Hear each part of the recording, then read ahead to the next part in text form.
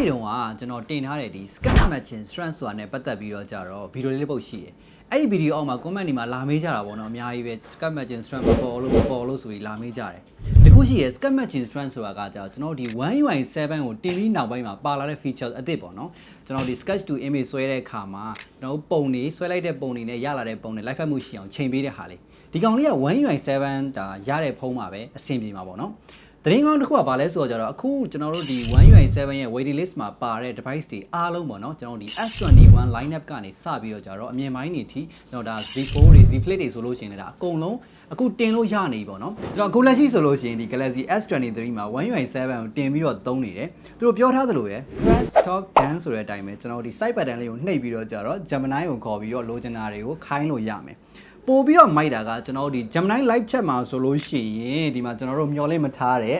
ဒီကောင်လေးပေါ့နော်ဗီဒီယိုလေးကိုဖွင့်ပြီးတော့ကြတော့ကျွန်တော်တို့ရှေ့မှာရှိတဲ့ object တွေနဲ့ပတ်သက်တဲ့ဟာတွေအားလုံးကို Gemini နဲ့တခါတည်းတိုက်ရိုက်မေးမြန်းဆွေးနွေးလို့ရတယ်မှန်တယ်ပြောလို့ရှိရင်ကျွန်တော်တို့ဒီ Galaxy S23 ဆိုတာကပေါ်ခဲ့တာဒါတော်တော်လေးလေးအောက်နေပြီဒီလို model မျိုးမှာတောင်မှပဲဒီလိုမျိုး feature ပေးတယ်ဆိုတာကတော့တော်တော်လေးအားရဖို့ကောင်းတယ်ဒါဘယ်လိုပြောရမလဲကိုကောင်းကြီးတော့တော်တော်လေးကွာတယ်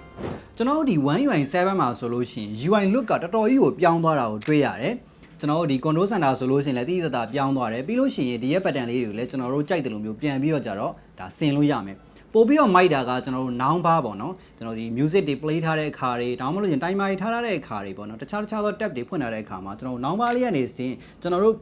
လောက်ဆောင်နေတဲ့အားလေးတွေကိုတခါတည်းဒါမျိုးလေး slide လုပ်ပြီးတော့ကြတော့သုံးလို့ရတယ်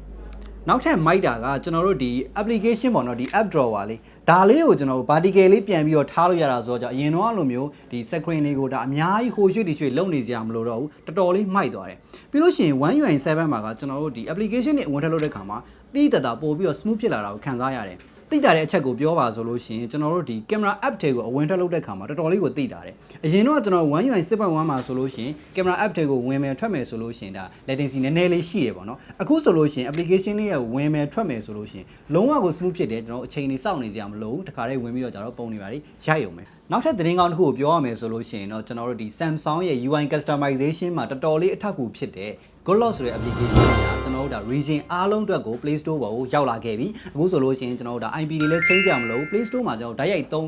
down ပြီးတော့ကြတော့သုံးလို့ရနေပြီဆိုတော့ UI customization လုပ်တဲ့အားကြိုက်တဲ့သူတွေအတွက်ဆိုလို့ရှိရင်ဒီကောင်လေးကသတင်းကောင်းတစ်ခုပဲအဲ့တော့ဒါလေးကိုစမ်းသုံးကြည့်ဖို့လည်းအကြံပြုခြင်းနဲ့အခု One UI 7ကိုသုံးနေတဲ့ device က support ပေးတယ်ဆိုလို့ရှိရင်လည်းတင်ပြီးတော့သုံးဖို့အကြံပြုခြင်းနဲ့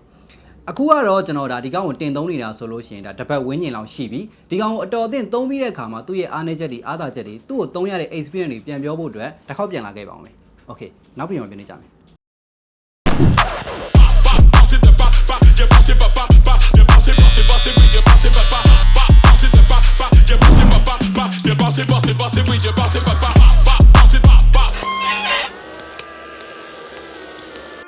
Commitment is important.